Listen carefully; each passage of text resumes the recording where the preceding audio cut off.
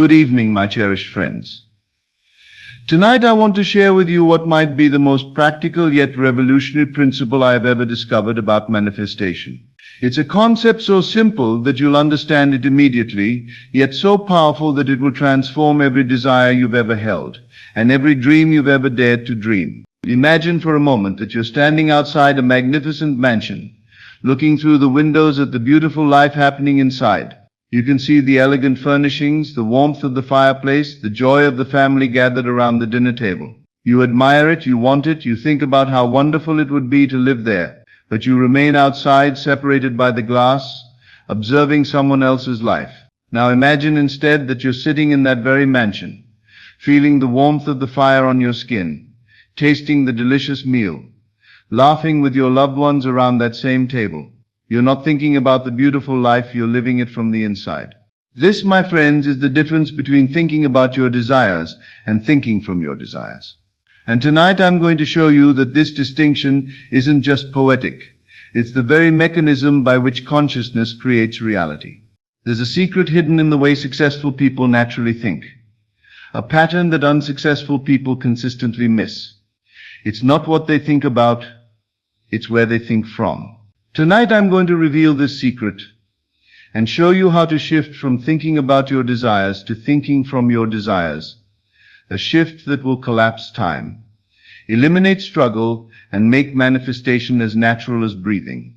The revelation that changed my understanding forever came through observing a remarkable woman who seemed to manifest everything she desired with effortless ease. While others struggled and strained to attract their good, she simply lived as if all her dreams were already fulfilled. When I asked her the secret of her success, she said something that initially puzzled me, but later revolutionized my entire approach to teaching consciousness. She said, "Neville, I don't think about being wealthy. I think from wealth. I don't think about being loved. I think from love. I don't think about being successful. I think from success. Most people exhaust themselves thinking about what they want. I rest in thinking from what I am." At first, this seemed like mere wordplay. But as I pondered her statement, I began to understand the profound difference between these two orientations of mind. When you think about something, you position yourself as separate from it, observing it from a distance. When you think from something, you position yourself as one with it, experiencing it from the inside. Let me illustrate this with a simple example. When you think about being in Paris, you imagine yourself there from your current location. You see pictures of the Eiffel Tower. You plan your trip, you anticipate the experience. But when you think from being in Paris, you feel the cobblestones beneath your feet. You smell the cafe aromas. You hear the French conversations around you. You're not imagining Paris. You're experiencing Paris from within Paris. This distinction, thinking about versus thinking from, is the difference between wanting and having, between hoping and knowing, between seeking and finding. After my conversation with this wise woman, I began to observe how people approached their desires. I noticed that those who struggled with manifestation were consistently thinking about their goals, analyzing them, planning for them, working toward them, but always from the position of not having them. Meanwhile, those who manifested easily were thinking from their fulfilled desires, making decisions from that consciousness, feeling from that reality, living from that assumption. A young man came to see me who had been unsuccessfully trying to manifest financial abundance for 2 years. He said, "Neville, I think about money constantly. I think about how much I need, how I could earn it, what I would do with it, how different my life would be if I had it. But the more I think about money, the more absent it seems to become." I said to him, "You have just identified the source of your struggle. You are thinking about money from the consciousness of not having money. But consciousness cannot create what it is thinking about. It can only create what it is thinking from. You must learn to think from abundance rather than about abundance." "But how can I think from having money when I clearly don't have it?" he asked. I explained money is not paper and coins. Money is a state of consciousness. Abundance is not a bank balance. Abundance is a way of being. When you think from abundance, you make decisions as an abundant person would make them. You feel as an abundant person would feel. You assume as an abundant person would assume. The external money becomes a natural expression of the internal abundance. I taught this young man to shift his entire mental orientation. Instead of thinking about money from the consciousness of lack, he learned to think from money, to think as money would think if money were conscious. I said to him, when you wake up tomorrow morning, I want you to feel the deep security that comes from knowing your bills are easily paid. Feel the calm confidence of someone whose bank account never causes anxiety. When you walk into a store, feel the freedom of someone who can buy what they truly desire without checking the price. When making decisions, ask yourself, what would someone with abundant resources choose here? Don't think about having money. Inhabit the emotional state of someone for whom money flows naturally and consistently. He began to feel abundant before he had the external evidence. Instead of feeling stressed about bills, he practiced feeling the relief of someone whose finances were handled. Instead of feeling restricted by his budget, he practiced feeling the expansiveness of someone with financial freedom. Instead of making decisions from financial fear, he began making decisions from financial confidence. The change was remarkable. Within months, opportunities began appearing that he had never seen before. Business ventures that had been struggling suddenly flourished. People began offering him financial partnerships and investment opportunities. His external reality shifted to match his internal shift from thinking about abundance to thinking from abundance. But this principle extends far beyond financial manifestation. It applies to every area of life: health, relationships, career, creativity, spiritual development. The question is always the same. Are you thinking about your desire or thinking from your desire? Let me share with you the story of a woman who had been battling illness for years. She came to me exhausted from fighting her condition. Neville, she said, I think about being healthy all the time. I research treatments. I visualize my body healing. I affirm my wellness, but I still feel sick. What am I doing wrong? I observed that while she was thinking about health, she was thinking about it from the consciousness of sickness. Her thoughts about health were actually reinforcing her identity as a sick person who wanted to be well. Instead of thinking about health, I suggested, begin thinking from health. I want you to wake up each morning and feel the vitality coursing through your body, not as hope for the future, but as present reality. Feel the strength in your muscles, the clarity in your mind, the energy that wants to express through movement and activity. When you eat, taste your food with the appreciation of someone whose body processes nutrition perfectly. When you exercise, feel the joy of a body that loves to move and is naturally strong. When making health decisions, ask yourself, what would someone in perfect health naturally choose? Don't monitor your symptoms from sickness. Experience your body from wellness. This woman learned to inhabit the consciousness of perfect health. Instead of checking how she felt each morning with the anxiety of someone who expected problems, she began feeling into her body with the gratitude of someone experiencing vitality. Instead of eating foods while worried about their effects, she began enjoying meals with the confidence of someone whose body thrived. Instead of resting from exhaustion, she began resting from satisfaction with a body that worked beautifully. The transformation was profound. Not only did her physical condition improve dramatically, but her entire relationship with her body changed. She stopped experiencing herself as someone fighting illness and began experiencing herself as someone expressing health. The healing felt natural rather than miraculous because she was thinking from health rather than about health. This brings us to one of the most crucial distinctions in all of consciousness work. The difference between the consciousness that seeks and the consciousness that finds, the consciousness that wants and the consciousness that has, the consciousness that becomes and the consciousness that is. When you think about your desires, you automatically position yourself in the consciousness of seeking, wanting, and becoming. When you think from your desires, you automatically position yourself in the consciousness of finding, having, and being. Most people spend their entire lives thinking about what they want, from the consciousness of not having it. They think about love from loneliness, about success from failure, about health from sickness, about abundance from lack. Then they wonder why their thinking doesn't produce the results they seek. But consciousness cannot transcend itself through thinking.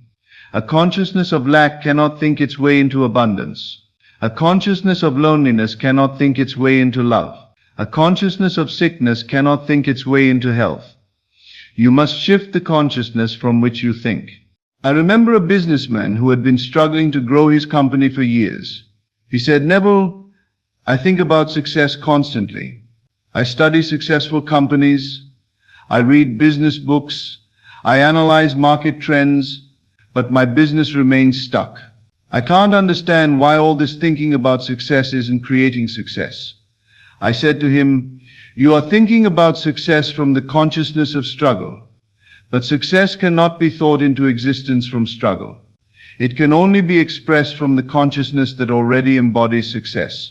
I taught this man to shift from thinking about his business succeeding to thinking from his business being successful. Tomorrow morning, I said, I want you to walk into your office feeling the quiet confidence of a leader whose company is thriving. Feel the satisfaction of someone whose vision is already manifesting beautifully. When employees approach you with problems, receive them with the calm assurance of someone who knows that solutions flow naturally through successful enterprises. When making strategic decisions, feel into the wisdom of someone who has already built what you're building. Instead of hoping your next quarter will be profitable, feel the deep knowing of someone whose success is already established. Instead of analyzing why his company wasn't growing from a consciousness of struggle, he began to make decisions from the consciousness of a leader whose company was naturally expanding. Instead of studying other successful businesses from the outside, he began to think as the successful businessman he already was in consciousness.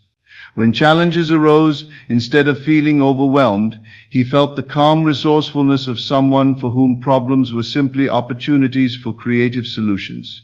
The shift was immediate and dramatic. His decision-making became more confident and strategic. His leadership style naturally evolved. His vision for the company expanded. And as his consciousness shifted, his business reality shifted to match. Within 18 months. His company had achieved the success he had been thinking about for years. This principle also reveals why so many people struggle with relationships. They think about love from loneliness, about partnership from separation, about connection from isolation. They spend their mental energy analyzing why they don't have love instead of experiencing the love they are. A wonderful example of this came through a woman who had been single for many years. She said, "Neville, I think about my ideal relationship constantly. I imagine the perfect partner. I visualize romantic scenarios. I affirm that love is coming to me. But I remain alone. Why isn't my thinking about love creating love in my life?" I explained to her that thinking about love from loneliness actually reinforces loneliness. Instead of thinking about being loved, I suggested begin thinking from being loved. Tomorrow I want you to wake up with the warm glow of someone who knows she is cherished beyond measure. Feel the gentle smile that comes from knowing you are someone's greatest treasure. When you move through your day, carry the graceful confidence of a woman who has never doubted her worth because she feels it reflected in loving eyes. When you meet new people, greet them with the open warmth of someone who has love to give because she is already so full of love.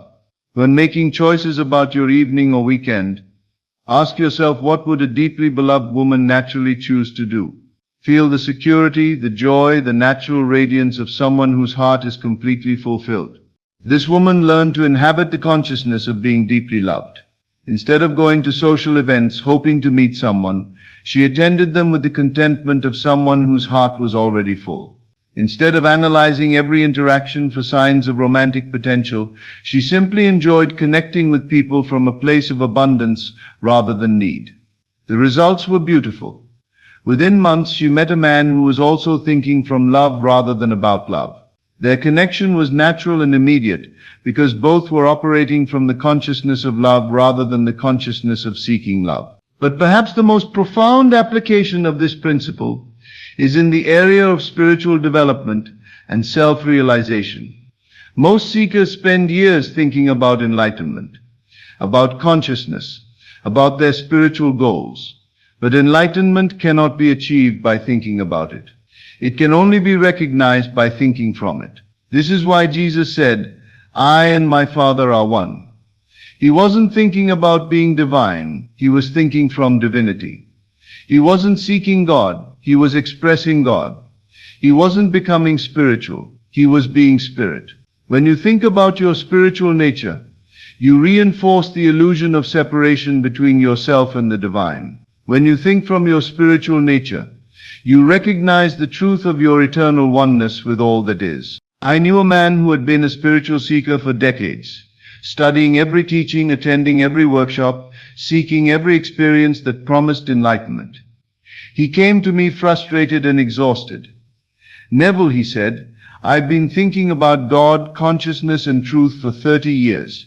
I've analyzed every scripture, meditated for thousands of hours, and practiced every technique. But I still feel separate from the divine. What am I missing?" I said to him, "You are thinking about God from the consciousness of separation. But God cannot be found through thinking. God can only be expressed through being. Stop thinking about your divine nature and start thinking from divinity." This man learned to shift from seeking the divine to expressing the divine. Instead of thinking about consciousness, he began thinking as consciousness. Instead of trying to become spiritual, he began being the spirit he had always been. The transformation was immediate and lasting. He stopped seeking and started being. He stopped questioning and started knowing. He stopped trying to become enlightened and started expressing the enlightenment he had always been. Now you might wonder, how do you make this shift from thinking about to thinking from? How do you inhabit a consciousness you don't yet feel you possess? The secret lies in understanding that consciousness is not something you acquire, it's something you recognize. You don't need to become abundant to think from abundance. You need to recognize the abundance you already are. You don't need to become healthy to think from health. You need to acknowledge the perfect health that is your true nature. Every state of consciousness already exists within you. Your job is not to create these states, but to choose which state to think from. When you choose to think from love, you activate the love consciousness that has always been within you. When you choose to think from success, you activate the success consciousness that is your birthright. The practice is simple but requires consistency. Throughout your day, catch yourself thinking about your desires and consciously shift to thinking from them. When you notice yourself thinking about having money, shift to thinking from having money. When you catch yourself thinking about being healthy, shift to thinking from being healthy. Feel the difference in your energy, your emotions, your entire sense of self. Notice how thinking from your desires feels natural, peaceful, and empowering, while thinking about your desires feels effortful, anxious, and draining. But remember, this is not a mental technique. It's a recognition of truth. You are not pretending to be something you're not.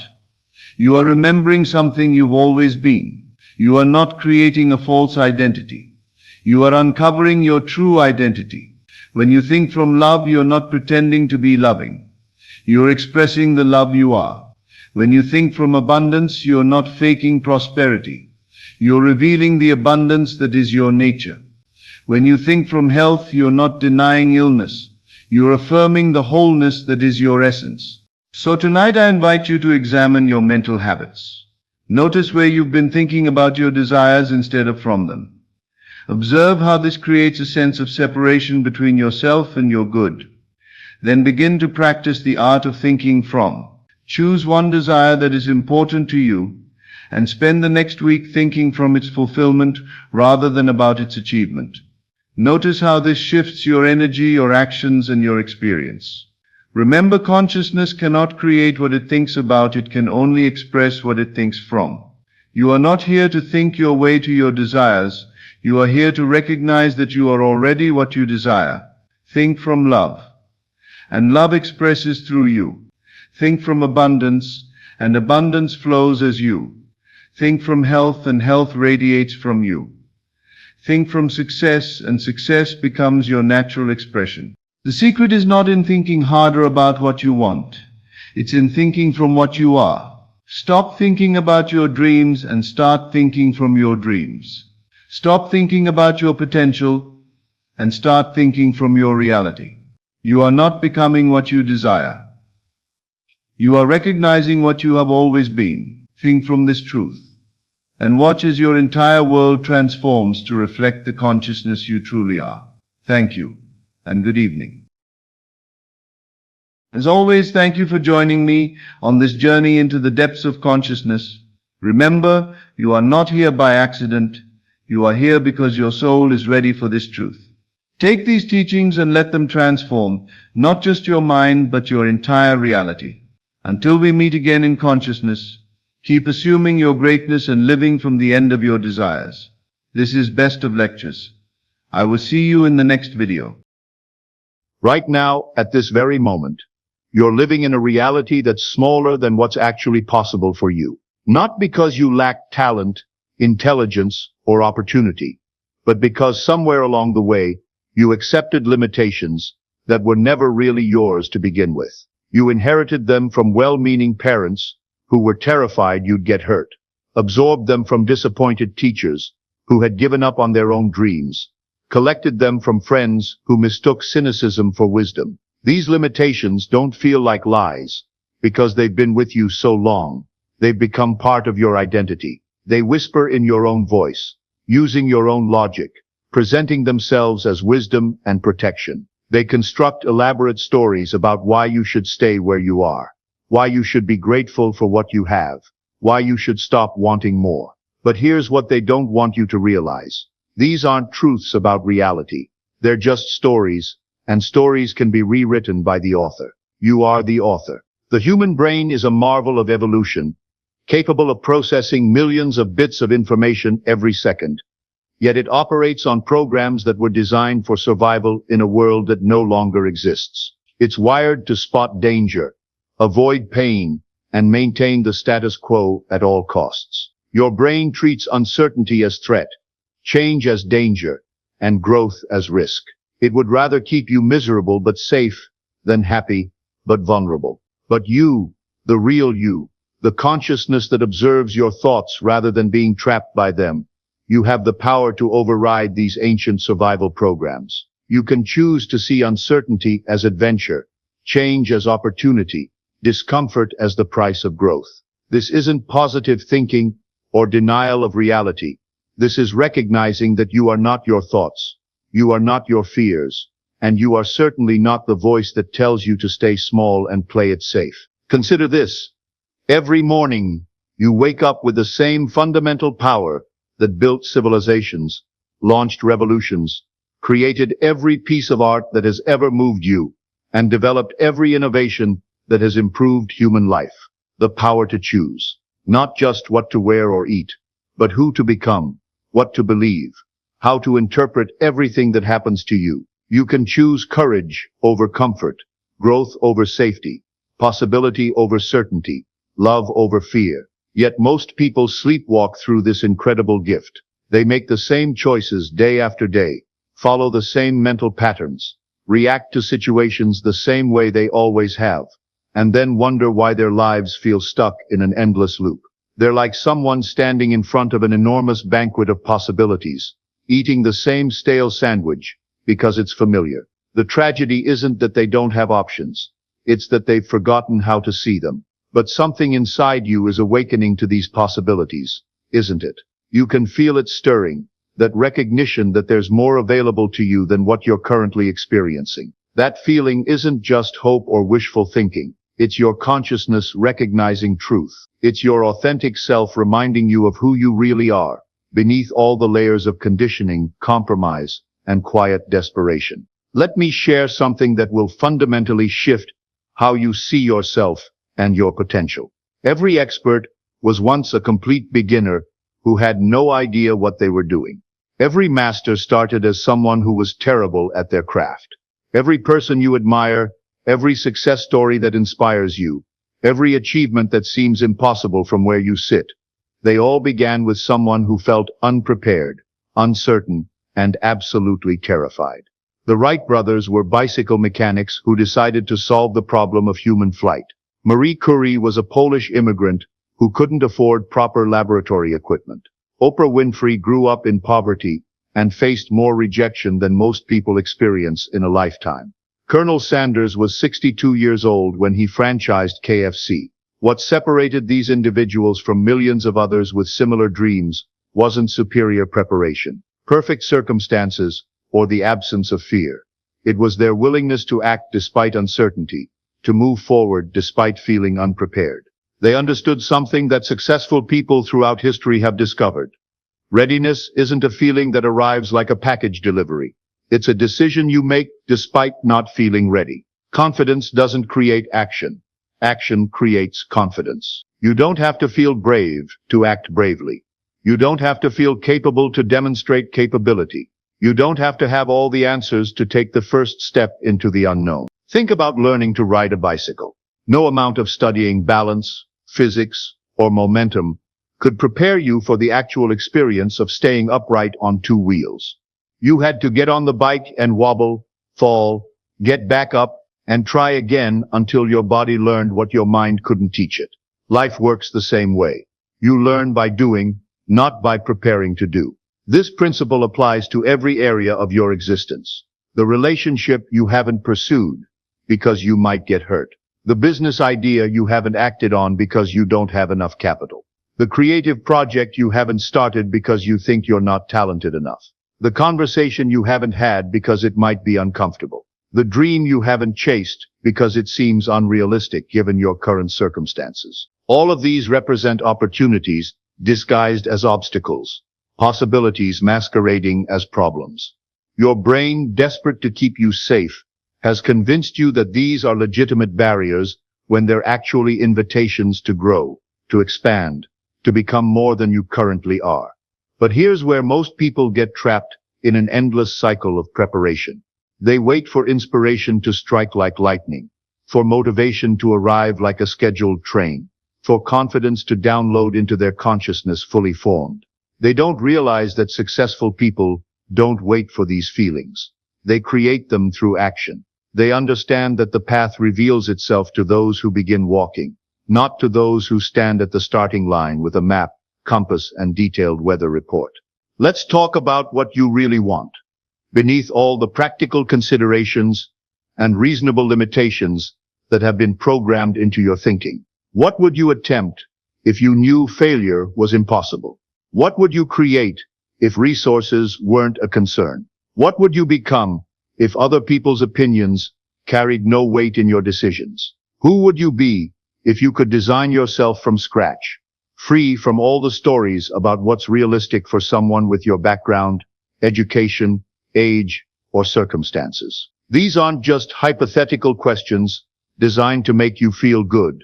They're reconnaissance missions into the depths of your authentic desires, revealing the dreams that are uniquely yours to fulfill. Your dreams aren't random accidents or products of wishful thinking. They're assignments from your highest self, breadcrumbs leading you toward your greatest potential, glimpses of the person you're capable of becoming. The fact that you can imagine something means it exists in the realm of possibility for you.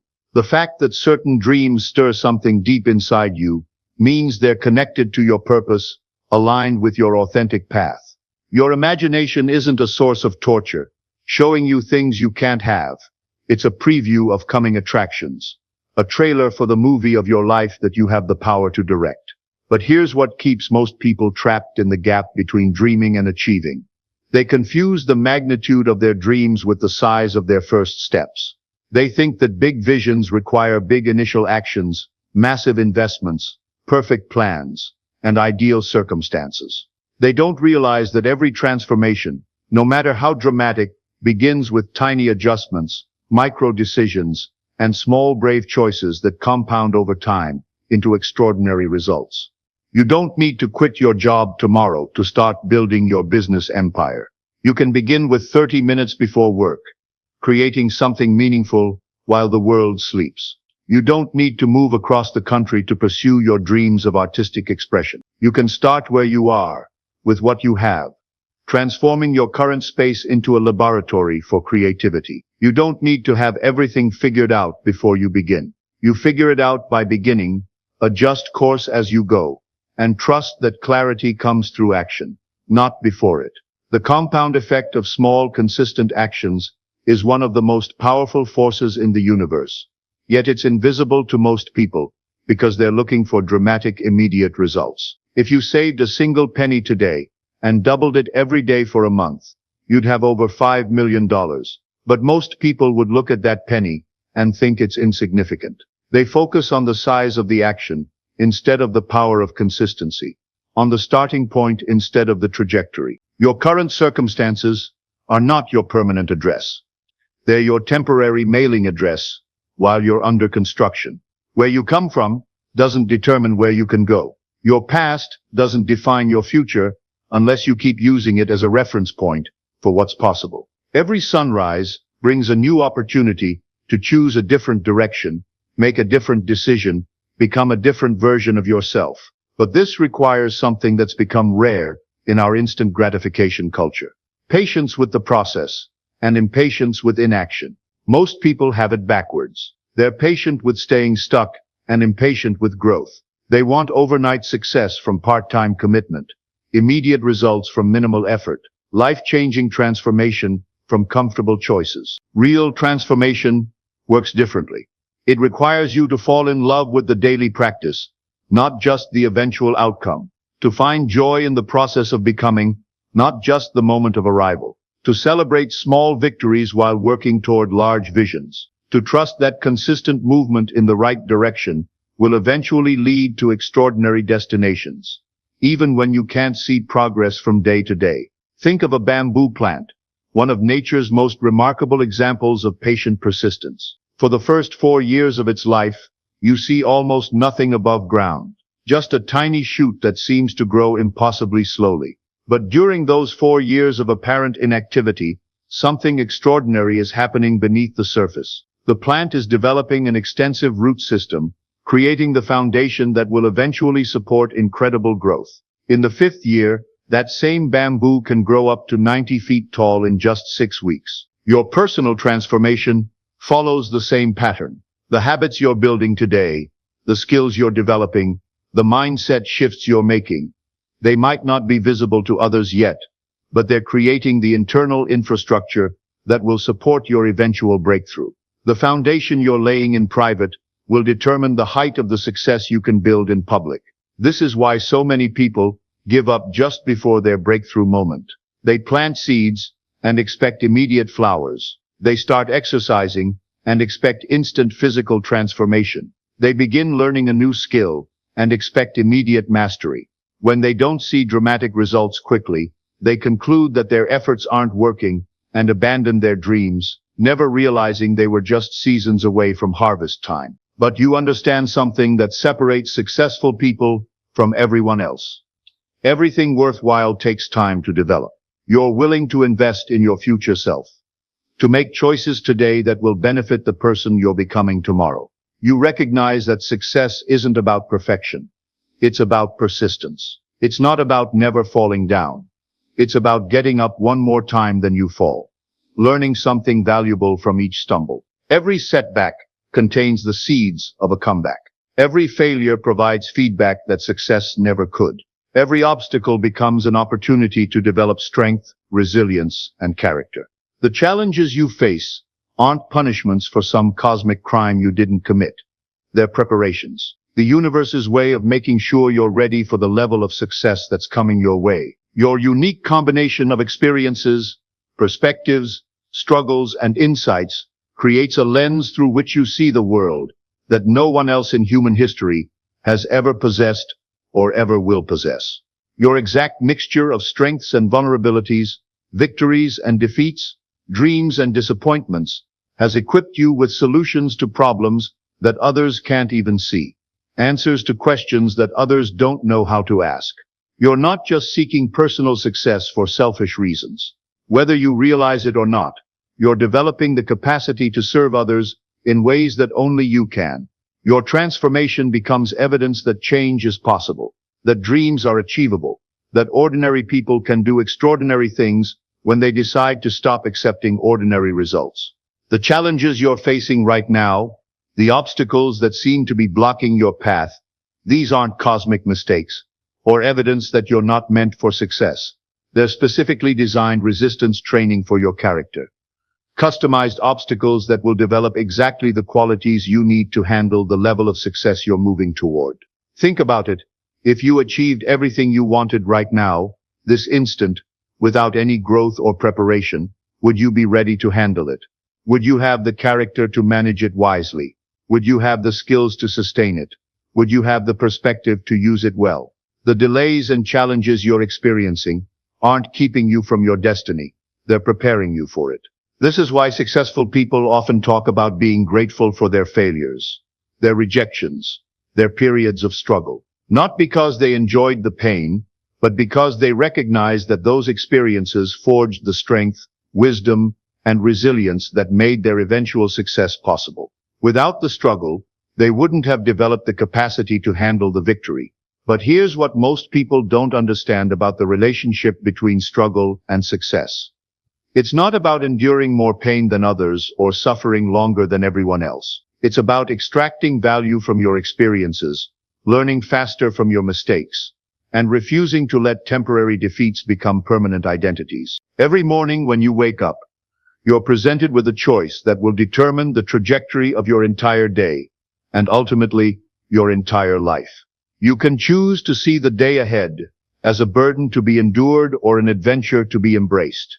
You can focus on what's missing from your life or what's possible in your future. You can rehearse old limitations or practice new possibilities. Most people make this choice unconsciously, defaulting to whatever mental pattern has become habitual. But conscious creators, people who deliberately design their lives instead of just accepting whatever happens, make this choice intentionally. They understand that how you start your day determines how you live your life. Your thoughts aren't random events that happen to you. They're choices you make, often unconsciously, but choices nonetheless. You can choose to think thoughts that empower you, or thoughts that diminish you. You can choose to focus on problems or possibilities, on what's wrong or what's working, on what you lack or what you're creating. This isn't about positive thinking or denying reality. This is about recognizing that your perspective shapes your experience, that your focus determines your feelings, that your mental habits create your life patterns. When you change how you think, you change how you feel. When you change how you feel, you change how you act. And when you change how you act, you change what happens to you. The most successful people aren't those who never face challenges. They're those who have developed the ability to see opportunities disguised as obstacles, to find gifts hidden inside apparent setbacks, to extract wisdom from every experience, whether it feels good or not. This skill isn't something you're born with or without. It's something you develop through practice, like building a muscle. Every time you choose a more empowering perspective, you strengthen your ability to do it again. Every time you reframe a challenge as an opportunity, you make it easier to see the next challenge differently. But this requires something that goes against everything our culture teaches us. The willingness to take responsibility for your life at a level that most people aren't prepared to accept. Not responsibility for everything that happens to you.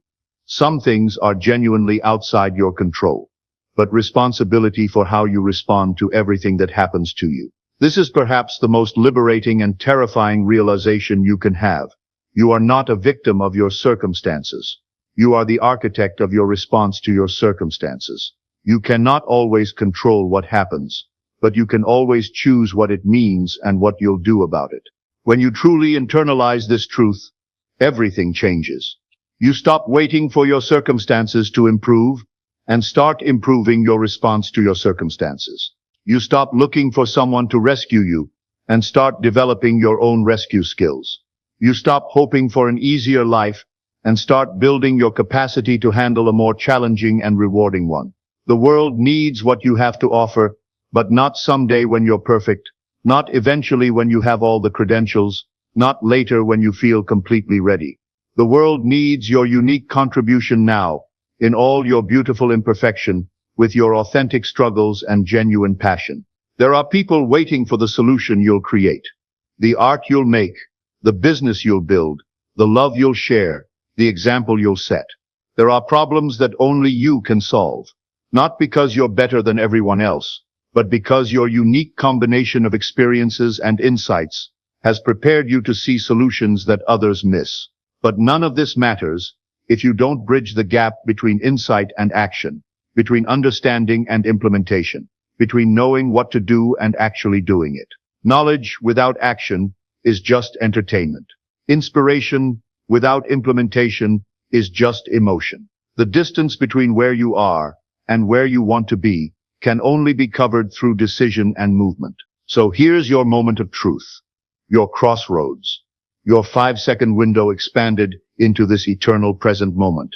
You can close this message and return to your familiar patterns, your comfortable limitations, your reasonable excuses. You can let this stirring of possibility fade back into the background noise of everyday life, like so many stirrings before it. You can choose safety over growth, certainty over adventure, the known over the possible. Or you can recognize this moment for what it really is, an invitation from your highest self to step into the life you've always known was possible, but never quite believed you deserved. You can choose to see this not as just another piece of inspirational content, but as the catalyst for your transformation, the spark that ignites the fire of your authentic power. The choice is yours, as it always has been, as it always will be. But choices, like opportunities, don't wait forever. Every moment you delay is a moment you can never recover. Every day you postpone is a day your future self will never get back. The perfect moment is a fairy tale told by those who are too afraid to act. The right time is now. The right person is you. Good evening, my friends. Tonight I am going to reveal to you the most powerful state of consciousness for manifestation. Tonight you will learn about the theta state, a specific brainwave frequency where the barrier between your conscious and subconscious mind dissolves completely. Tonight you will discover how to access your subconscious directly, bypassing all resistance, all doubt, all limiting beliefs. You will learn how to program your subconscious in minutes, what would otherwise take months of repetition and effort. This is not advanced technique. This is not difficult. This is simply understanding when your subconscious is most receptive and using that window of opportunity to plant the seeds of your desires. Let me start by explaining something you experience twice every single day, but have never consciously used for manifestation. Twice a day, once as you fall asleep and once as you wake up, your brain passes through a specific state of consciousness. Scientists call this the theta state. It is the border between waking and sleeping, between conscious and subconscious, between the outer world and the inner world. In this state, your brain waves slow down. You are no longer in the beta state of normal waking consciousness. You are not yet in the delta state of deep sleep. You are in theta, a dreamlike twilight state where the conscious mind relaxes its grip and the subconscious becomes directly accessible. This state lasts only a few minutes. But in those few minutes, you have direct access to the subconscious mind without the interference of the conscious mind. Think about what this means. Every night as you drift towards sleep, there is a window, a precious window of 5 to 10 minutes, where your subconscious is wide open, receptive, suggestible, ready to accept whatever you impress upon it. And every morning as you emerge from sleep, there is another window, another 5 to 10 minutes, where your subconscious is still accessible before the conscious mind fully awakens and reasserts control. Most people pass through these states unconsciously. They fall asleep thinking random thoughts, worrying about tomorrow, replaying the day's problems. They wake up and immediately check the news, flooding their receptive subconscious with whatever anxiety or distraction appears on the screen. But you who are learning this tonight, you can use these states deliberately. You can program your subconscious directly in these moments of theta access. Now let me explain why the theta state is the most powerful time for impressing your subconscious. During normal waking consciousness, your conscious mind acts as a gatekeeper. It filters, It analyzes, it judges, it resists. When you try to impress a new idea on your subconscious, I am wealthy, I am loved, I am successful, your conscious mind immediately objects. But you are not wealthy. Look at your bank account. But you are not loved. You are alone. But you are not successful. Look at your circumstances. The conscious mind, with its attachment to current facts and past experiences, blocks the new impression from reaching the subconscious. This is why affirmations often fail. This is why visualization sometimes feels forced. The conscious mind is standing guard, rejecting anything that contradicts what it believes to be true. But in the theta state, the conscious mind is drowsy. Its grip loosens, its resistance fades. The gatekeeper falls asleep at the post. And when the gatekeeper is asleep, you can walk directly into the vault of the subconscious and place whatever you want there. In the theta state, there is no resistance. There is no doubt. There is no argument. The subconscious accepts whatever impression you give it as fact. This is why hypnosis works. Hypnosis is simply the deliberate induction of the theta state, so that suggestions can bypass the conscious mind and go directly into the subconscious. But you do not need a hypnotist. You do not need special training. You enter the theta state naturally twice a day. You simply need to learn how to use it. Let me go deeper into why programming the subconscious in theta is so effective. Your subconscious mind is the creative power within you. It is the part of you that builds your body, that orchestrates the functions of your organs, that heals your wounds, that creates your reality. The subconscious does not reason. It does not judge. It does not question. It simply accepts and creates. Whatever the subconscious accepts as true, it must create in your experience. This is law. This is how consciousness operates. If your subconscious accepts that you are poor, it must create poverty in your experience. If it accepts that you are sick, it must create sickness. If it accepts that you are unloved, it must create loneliness. But if your subconscious accepts that you are wealthy, it must create wealth. If it accepts that you are healthy, it must create health. If it accepts that you are loved, it must create love. The subconscious has no choice. It must outpicture whatever is impressed upon it. So the question is not whether the subconscious will create. The question is, what have you impressed upon it? What does it currently accept as true? Most people have impressed limitation upon their subconscious. Through years of negative thinking, through acceptance of lack, through absorption of other people's beliefs, they have programmed their subconscious to create limited, difficult, struggling realities. But the subconscious does not care what is impressed upon it. It will just as easily create abundance as lack, success as failure, health as sickness. It simply creates whatever it has been programmed to create. And the theta state is the most effective time to reprogram it. Now let me teach you exactly how to use the 2 theta windows each day. The first and most powerful theta window occurs as you fall asleep at night. As you lie in bed and your body begins to relax, your brain waves naturally slow down. You pass from beta, waking consciousness, through alpha, relaxed awareness, into theta, the drowsy twilight state just before sleep. In this state, you are conscious enough to direct your thoughts, but drowsy enough that the conscious mind's resistance has faded. You are in the perfect state for impressing the subconscious. This is why I have always taught the last thought you think before falling asleep is the most important thought of your day. Because that last thought, that last feeling, that last assumption sinks directly into your subconscious without interference. Your subconscious accepts it as instruction, and your subconscious works all night to make that instruction your reality. If you fall asleep thinking about problems, your subconscious accepts problems as the reality to create.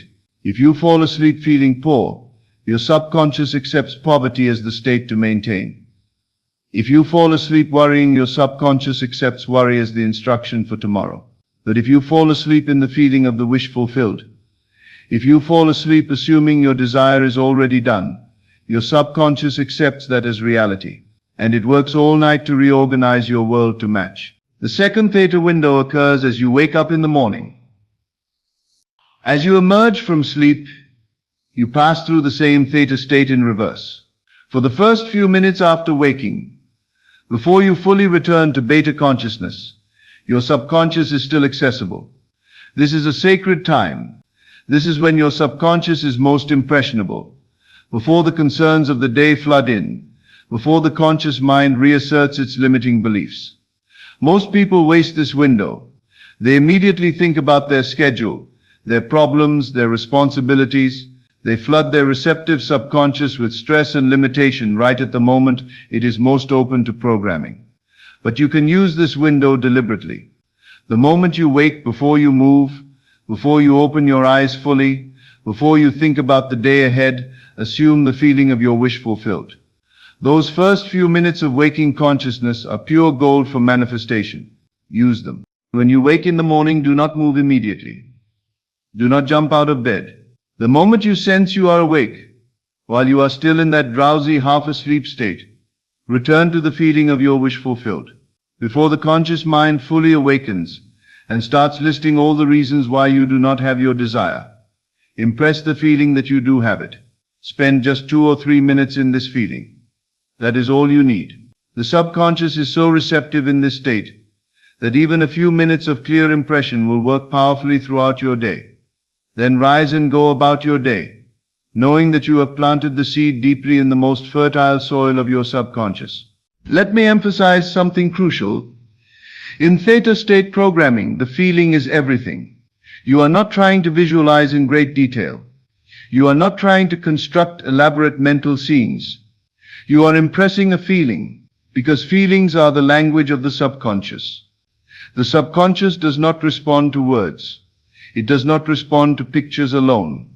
It responds to feeling. When you feel wealthy, the subconscious accepts wealth as your state. When you feel loved, it accepts loved as your reality. When you feel successful, it accepts success as your identity. The feeling impresses the subconscious, and what is impressed must be expressed. So do not strain to visualize perfectly. Do not worry about getting every detail right. Simply capture the feeling of already being, already having, already living the reality you desire. Hold that feeling as you drift to sleep. Return to that feeling as you wake. Let the feeling sink into the theta state and impress itself on your subconscious. This is the technique. This is direct access. Now let me explain why theta state programming succeeds where other methods often fail. When you try to impress your subconscious during the day, during normal waking consciousness, you are fighting against the conscious mind's resistance. You are trying to convince yourself of something your conscious mind rejects. It is exhausting. It requires tremendous willpower. And often the conscious mind wins. But in the theta state, there is no fight. There is no resistance. The conscious mind is drowsy and permissive. It does not argue. It does not object. It simply allows. So the impression goes in cleanly, deeply, without obstacle. One impression in theta can be more powerful than 100 affirmations spoken during the day. One feeling held in theta can outweigh hours of visualization practiced in beta consciousness. This is why I've always emphasized the importance of your state at bedtime. This is why I've taught you to live in the end as you fall asleep. Because that is when the subconscious accepts without question. That is when programming happens effortlessly. Once you are in theta, once you have assumed the feeling of the wish fulfilled, you can create what I call a feeling loop. You hold the feeling. The feeling deepens the theta state.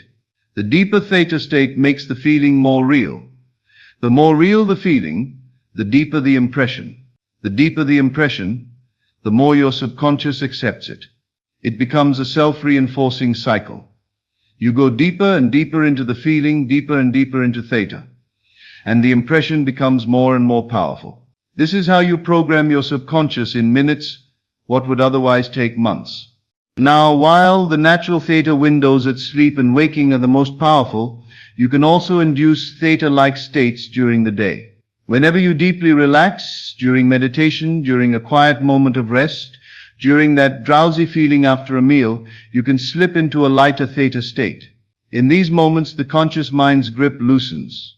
The subconscious becomes more accessible, and you can use these moments for quick reprogramming. A woman I knew would take a short rest every afternoon. She would lie down, close her eyes, and within a few minutes, she would enter a light theta state, relaxed, drowsy, but still conscious. In this state, she would spend 5 minutes feeling herself living in her desired reality. She would feel the reality of having her desire so completely that it became more real than her current circumstances. She did this every single day, twice a day actually, once in the afternoon and once before sleep. Within 3 months, her entire life had transformed. The job she desired appeared. The relationship she wanted manifested. The financial freedom she sought became her reality. Not because she worked hard at manifestation, not because she spent hours visualizing, but because she used theta state programming consistently, allowing her subconscious to accept and create her desired reality without resistance. Here is something profound. While your conscious mind sleeps, your subconscious never stops working. All night long, while you are unconscious, your subconscious is active. It is processing, it is creating, it is organizing your reality based on whatever was last impressed upon it. This is why the feeling you fall asleep in is so critical, because that feeling becomes the blueprint your subconscious works from all night. If you fall asleep in the feeling of wealth, your subconscious spends 8 hours working to create wealth. If you fall asleep in the feeling of love, your subconscious spends 8 hours arranging circumstances to bring love into your life. Your subconscious is building the bridge of incidents while you sleep. It is orchestrating synchronicities, aligning opportunities, rearranging your world to match the state you impressed upon it in theta. This is effortless manifestation. You are not forcing anything. You are not struggling. You are simply impressing your subconscious in its most receptive state, and then allowing it to do what it naturally does, create your reality. This relates to what I have taught about the Sabbath, the day of rest where you do no work. When you impress your subconscious in theta, when you feel your desire fulfilled and then drift to sleep, you are entering your Sabbath. You are resting in the knowledge that it is done. You are not trying to make it happen. You are not anxiously working to manifest. You have planted the seed in theta. You have impressed the subconscious. Now you rest. You let it work. This is the Sabbath principle. Do your work, the work of assuming the feeling, and then rest, knowing the subconscious will bring it to pass. Theta state programming is the perfect embodiment of this principle. You do your 2 minutes of work in theta, impressing the feeling, then you sleep, resting in the confidence that the subconscious is creating your desire while you do nothing. Let me tell you about a man who understood theta state programming and used it to transform his life completely. He had been struggling financially for years. He tried various manifestation techniques, affirmations, vision boards, action steps, but nothing created lasting change. He would make a little progress, then slide back into lack. When he learned about theta state programming, he realized his mistake. He had been trying to change his reality through conscious effort during the day, but he had been falling asleep every night in the feeling of lack, worrying about bills, feeling stressed about money, thinking about his problems. Every night he was programming his subconscious for more lack. 8 hours of subconscious creation based on the wrong impression. He changed his approach. Every single night, as he felt himself entering theta, the drowsy state just before sleep, he assumed the feeling of financial freedom. He felt what it would feel like to have abundant money, to pay bills easily, to make purchases without concern. He did not visualize specific amounts. He did not imagine specific scenarios. He simply felt financially free. And he held that feeling as he drifted to sleep. Every morning as he woke, he returned to that feeling before getting out of bed. 2 or 3 minutes of feeling financially free while still in the morning theta window. He did this consistently for 30 days, morning and evening, every single day, programming his subconscious directly in theta without the interference of his conscious mind. And within 30 days, his financial situation began to shift. An unexpected tax refund, a freelance opportunity, a promotion at work, small changes at first, then larger ones. By 90 days, his entire financial reality had transformed, not through struggle, not through extraordinary effort, but through consistent theta state programming that impressed his subconscious with a new reality. His subconscious accepted the new impression, and it created the new reality. The truth is, your subconscious is always ready to create whatever you impress upon it. It is not resisting. It is not judging. It is simply waiting for clear instruction. The problem has never been your subconscious. The problem has been getting past the conscious mind to reach the subconscious. And now you know the solution. The theta state, the natural gateway that opens twice a day. The window of direct access where you can bypass all resistance and program your subconscious exactly as you choose. Tonight when you go to bed, you are going to use the evening theta window deliberately. As you lie down and feel yourself becoming drowsy, recognize this is theta. This is the moment of direct access. Choose one desire, just one, and assume the feeling of already having it, not the excitement of getting it. Not the hope that it might come, but the calm, natural feeling of already being in that reality. Hold that feeling. Let it be the last thing you feel before sleep. Let it sink into your subconscious without resistance. Tomorrow morning, the moment you wake, before you move or think about your day, return to that feeling. Feel it again. Impress it again in the morning theta window. Do this every single day for the next week, morning and evening. Consistent theta state programming. And watch what happens. Watch how your subconscious, having received clear instruction without resistance, begins to create your desired reality. This is not difficult. This is not complicated. This is simply using the natural state of consciousness you already experience twice a day. You have been passing through theta your entire life without knowing how to use it. Now you know. Now you can access your subconscious directly and program it deliberately. Your subconscious creates your reality. Whatever is impressed upon it must be expressed in your experience. For years you have been impressing it unconsciously, with worry, with doubt, with acceptance of limitation. Now you can impress it consciously. In theta, when the door is open, when there is no resistance. 2 windows a day, 5 minutes each. That is all you need. Morning theta, feel the wish fulfilled. Evening theta, feel the wish fulfilled. Your subconscious accepts. Your subconscious creates. Your reality transforms. This is direct access. This is theta state programming. This is how you bypass all resistance and plant your desires directly in the creative soil of your subconscious mind. Use it. Thank you, and good evening. As always, thank you for joining me on this journey into the depths of consciousness. Remember, you are not here by accident. You are here because your soul is ready for this truth. Take these teachings and let them transform not just your mind, but your entire reality. Until we meet again in consciousness, keep assuming your greatness and living from the end of your desires. This is Best of Lectures, and I'll see you in the next video. Dear friends, what I'm about to share with you today could fundamentally change the trajectory of your life. So please listen carefully. I'm not here to sell you dreams or empty promises. I'm here to wake you up to a truth that's been sleeping within you your entire life. You are sitting on a gold mine and you don't even know it. Every single day, you wake up with the most sophisticated wealth creation system ever designed, your own mind. Yet most people treat this incredible instrument like a broken radio, letting it play the same static of limitation, the same tired songs of I can't afford it. Money doesn't grow on trees, and rich people are just lucky. Stop. Right now. Please stop. I want you to understand something profound. Your current financial situation is not your financial destiny.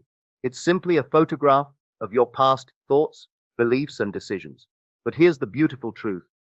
You can burn that photograph today and start creating a masterpiece. The wealthiest people I've studied don't have special DNA. They weren't born with silver spoons or secret advantages. What they have is something far more powerful.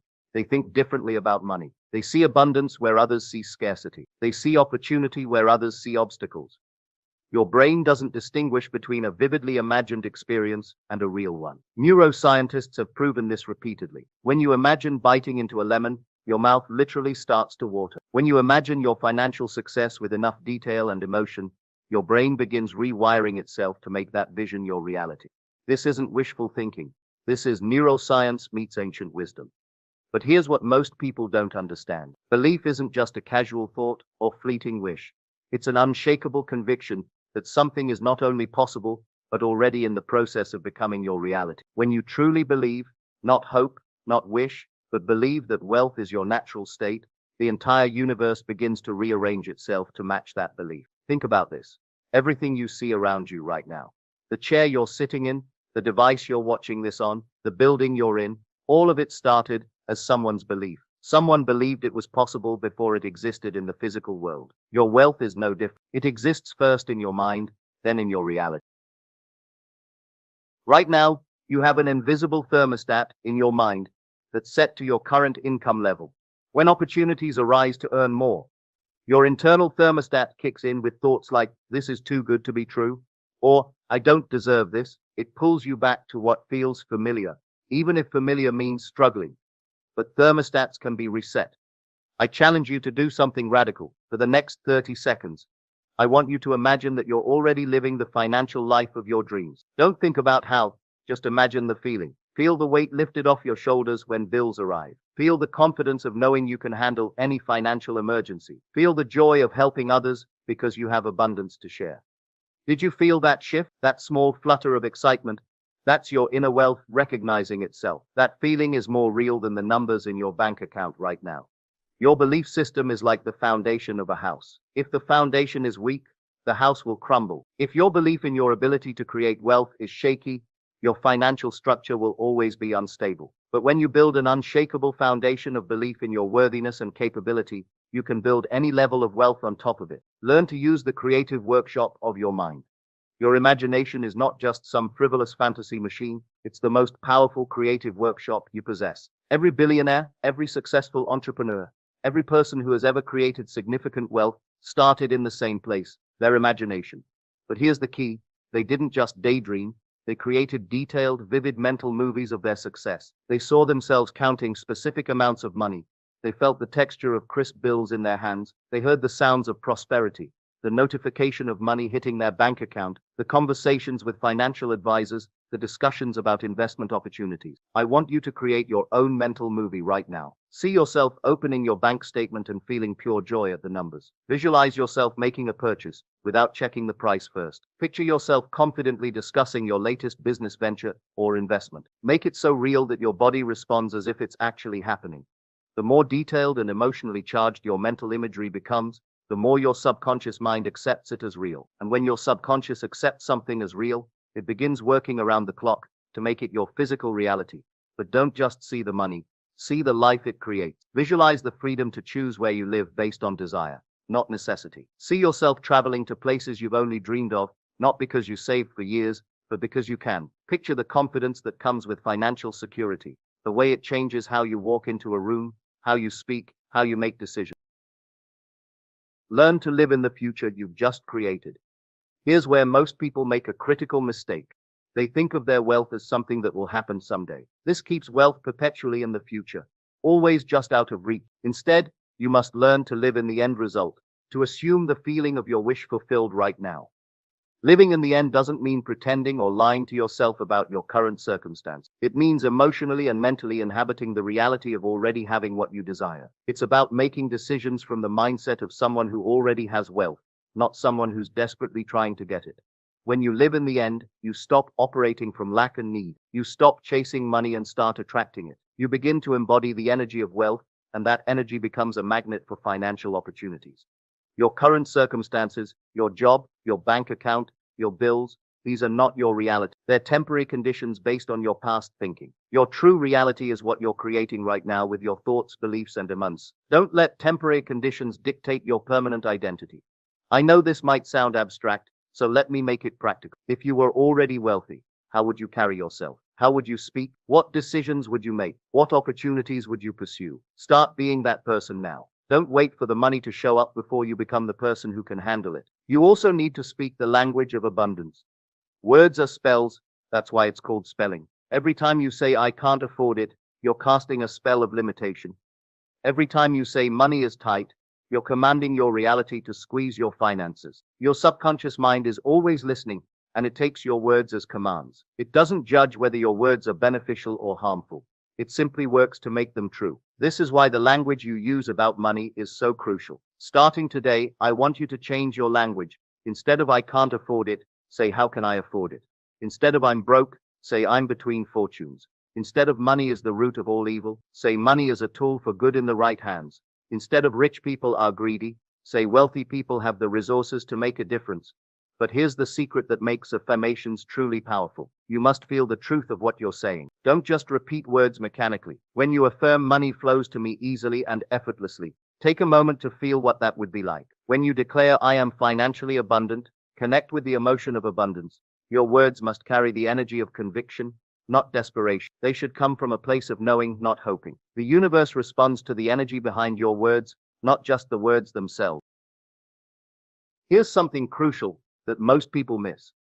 Thinking about wealth isn't enough. You must feel wealthy. Emotion is the fuel that powers manifestation. Without the emotional charge, your desires remain as dormant as seeds without water.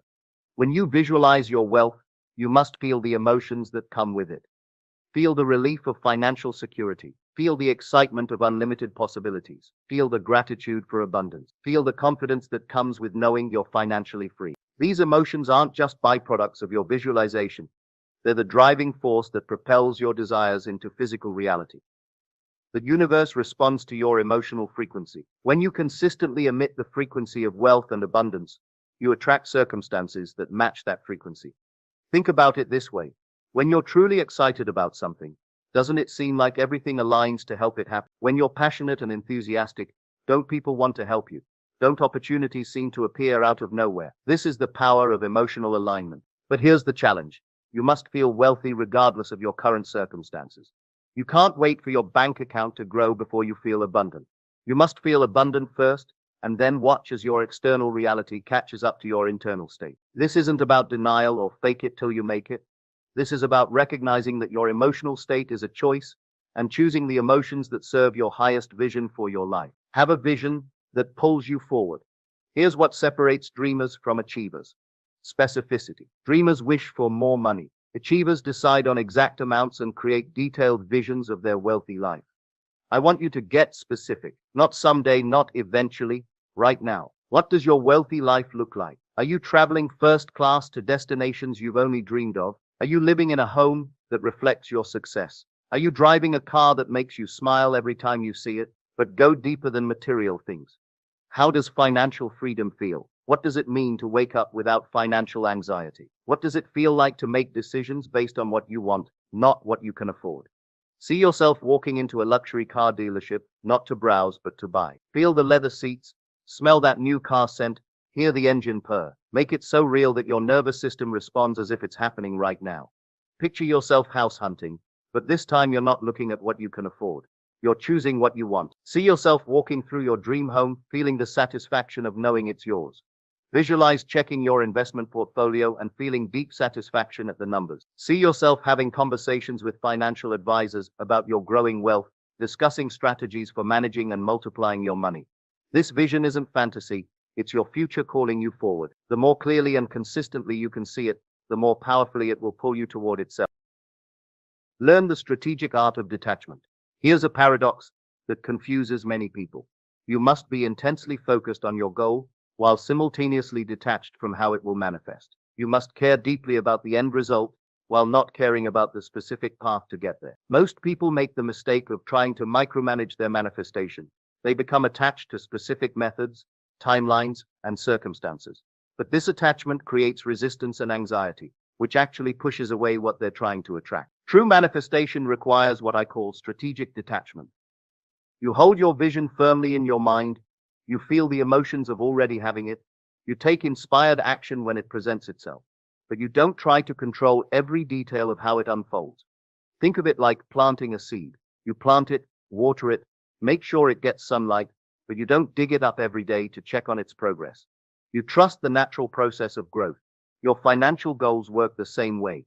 The universe has access to resources, connections, and opportunities that you don't even know exist. When you try to control exactly how your wealth will come to you, you limit yourself to only what you can imagine. But when you detach from the how and focus on the what and the why, you open yourself to possibilities beyond your current comprehension.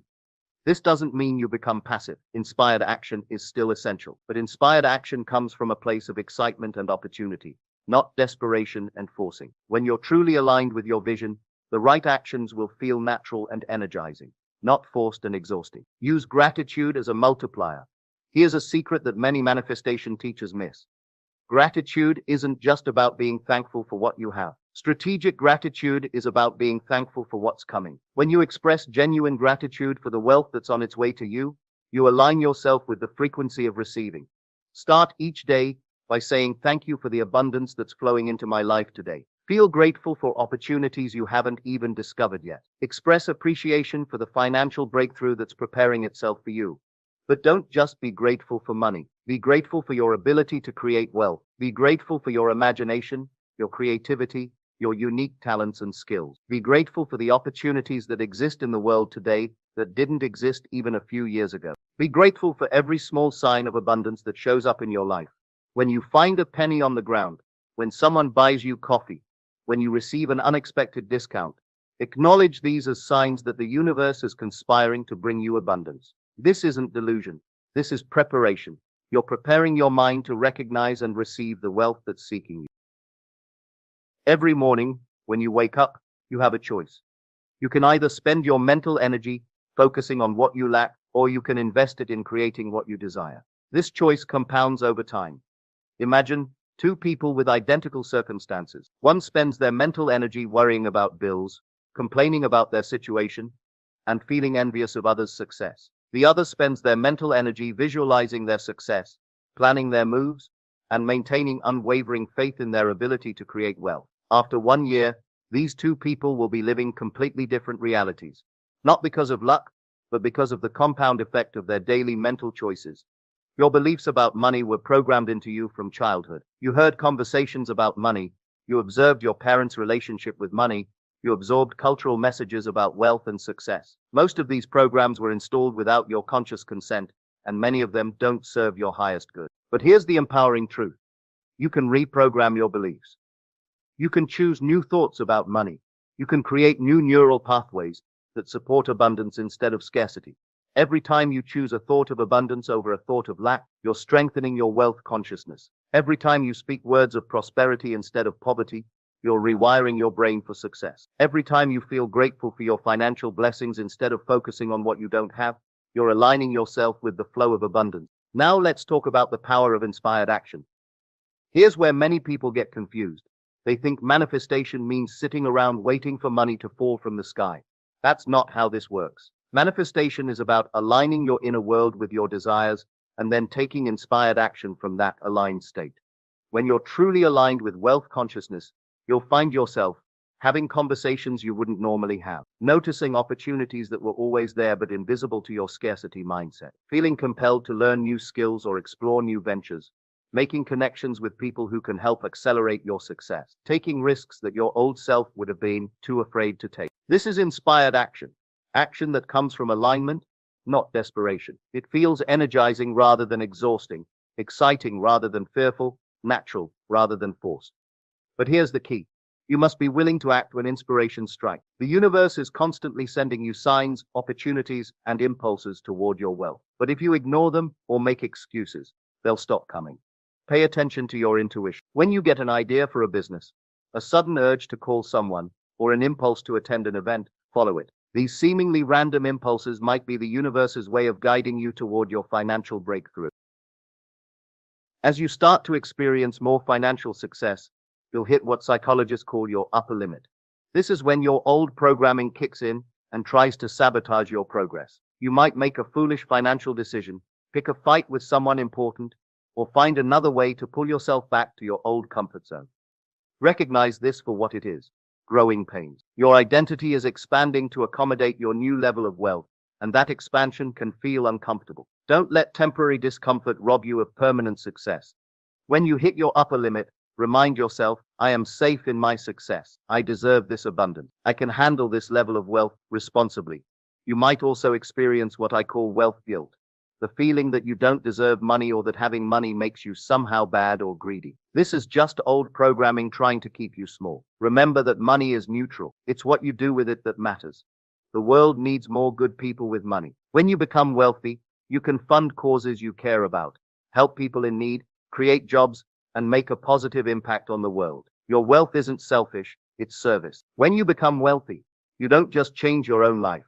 You become a force for good in the world. You create jobs, support businesses, contribute to charities, and inspire others to believe in their own potential. Your wealth isn't selfish, it's necessary. The world needs people who understand money as a force for good, who will use their resources to solve problems and elevate humanity. Think about the impact your wealth will have. Maybe you'll start a scholarship fund for underprivileged students. Maybe you'll invest in clean energy companies. Maybe you'll help family members achieve their dreams. Maybe you'll fund research for diseases that need curing. Your financial success gives you the power to make a difference. Every dollar you earn is a vote for the kind of world you want to create. When you earn money ethically and use it wisely, you're contributing to the greater good. This perspective shift, from seeing wealth as selfish to seeing it as service, can be incredibly powerful in overcoming any guilt or resistance you might have about becoming wealthy. The time is now. Stop waiting for perfect conditions. Stop waiting until you know more, have more connections, or feel more ready. The universe responds to action, not intention. Your wealthy life is waiting for you to claim it, but it won't wait forever. Every day you delay taking aligned action toward your financial goals is another day your dreams remain dreams. Instead of becoming your reality, the perfect time to start is now. Not when you have more time, not when you have more money, not when you feel more confident. Start with whatever you have, wherever you are. If you can only spare 10 minutes a day for wealth visualization, start there. If you can only invest $10, start there. If you can only take one small action toward your financial goals, start there. The universe rewards action, not perfection. Every step you take toward your wealth, no matter how small, is a signal to the universe that you're serious about your financial transformation. Let me give you a practical daily routine that will reprogram your mind for wealth. Number 1, morning wealth ritual. Spend 5 minutes visualizing your wealthy life in vivid detail. Speak your wealth affirmations with conviction and emotion. Write down 3 actions you can take today to move toward your financial goals. Express gratitude for the abundance that's flowing into your life. Number 2, throughout the day, notice every sign of abundance around you. Speak only words that affirm your wealth and success. Take at least one action that aligns with your wealthy identity. Make decisions from the mindset of someone who already has wealth. Number 3, evening wealth review. Celebrate any progress you made toward your financial goals, no matter how small. Visualize your wealth growing while you sleep. Express gratitude for the opportunities that came your way. Set intentions for tomorrow's wealth-building activities. This isn't just busy work. This is actively reprogramming your subconscious mind for financial success. The more consistently you do this, the faster your external reality will shift to match your internal transformation. Here's the final truth I want to leave you with. You already have everything you need to become wealthy. You have a mind that can imagine. You have emotions that can fuel your dreams. You have the ability to speak your desires into existence. You have the power to take action toward your goals. The only thing standing between you and the wealth you desire is your willingness to claim it. Not tomorrow, not when conditions are perfect, not when you feel more worthy. Now, your abundance is waiting. Go claim it. The answer to whether you're ready will determine everything that happens next in your financial life. Choose wisely. Choose boldly. Choose wealth. Remember, your current situation is not your final destination. You have everything within you right now to create the wealthy life you desire. Trust the process. Take aligned action and watch as your reality transforms to match your vision. The time for excuses is over. The time for wealth is now.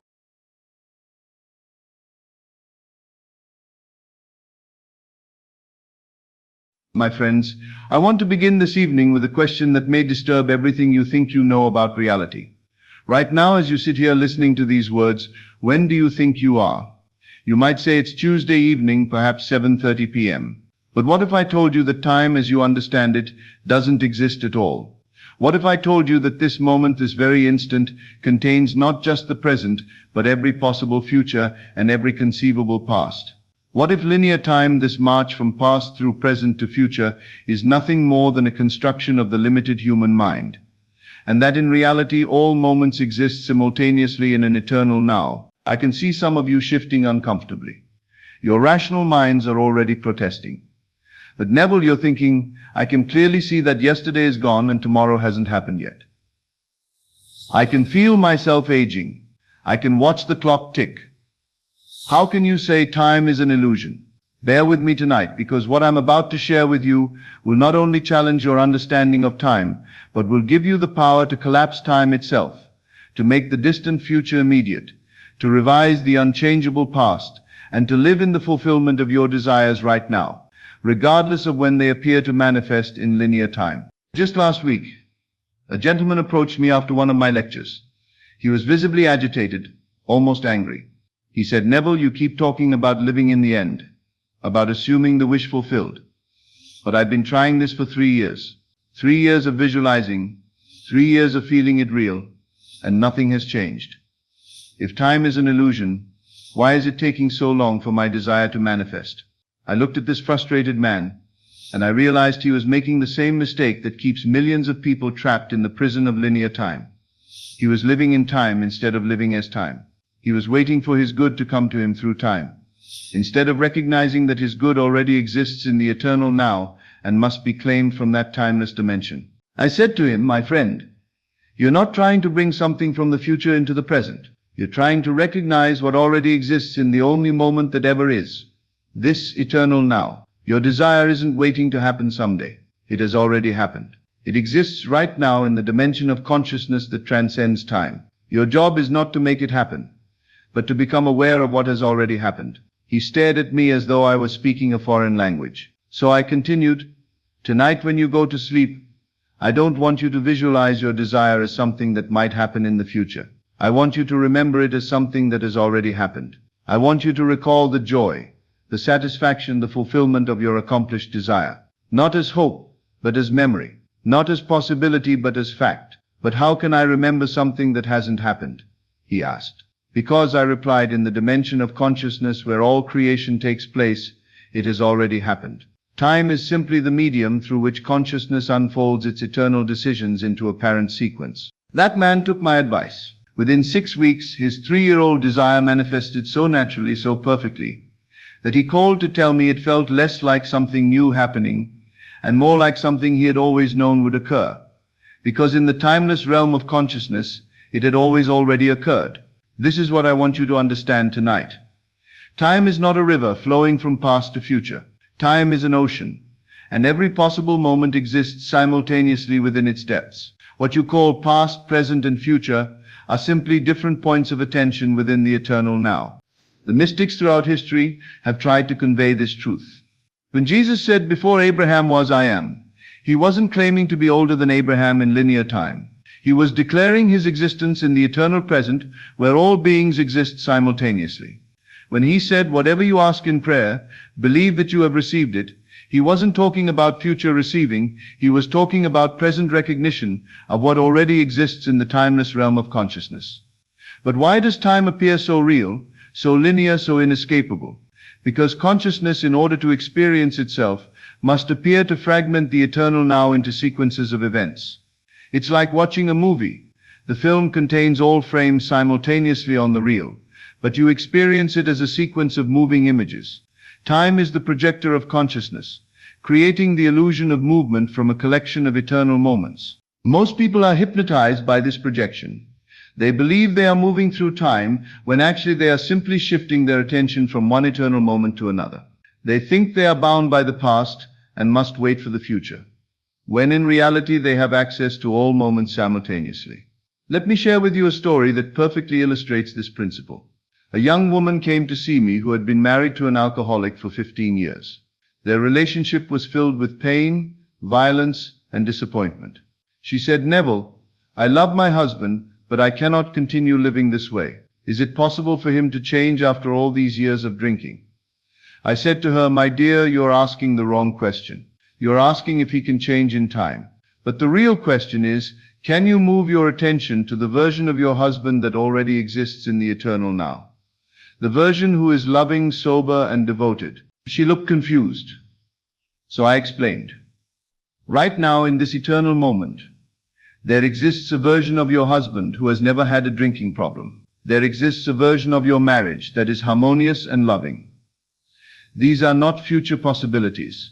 They are present realities existing in dimensions of consciousness that transcend linear time. But how do I access these other versions? She asked.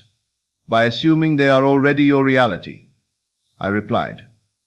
Tonight when you lie in bed beside your husband, don't see the man who drinks. See the man who is naturally sober and loving. Feel his sobriety as a present fact, not a future hope. Remember conversations you've had with this sober version of your husband.